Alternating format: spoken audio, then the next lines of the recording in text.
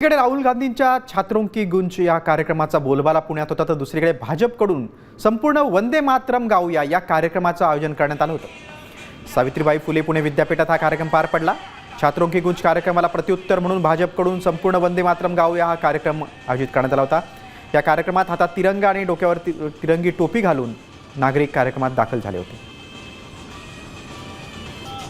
या कार्यक्रमातला फरक हा दिसेल की तिथं गेले 15 दिवस काँग्रेसचा महाराष्ट्रातला प्रत्येक नेता पुण्यामध्ये ठाण मांडून बसला।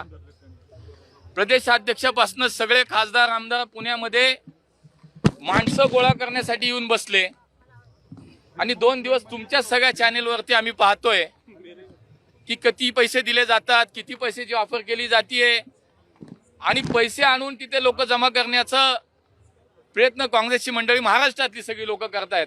मला वाटते हा संपूर्ण कार्यक्रम काल अनाउन्स झाला आणि आज संध्याकाळी जवळपास 5 ते 6 हजार मुलं या पुणे विद्यापीठ परिसरामध्ये जमले होते।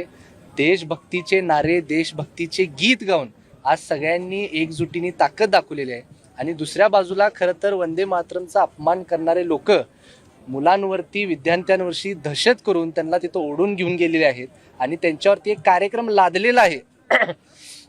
त्यामुळे मला वाटतं ह्या दोन्ही कार्यक्रमांची तुलना सुद्धा होऊ शकत नाही। मी आजच्या आयोजकांचं मनापासून अभिनंदन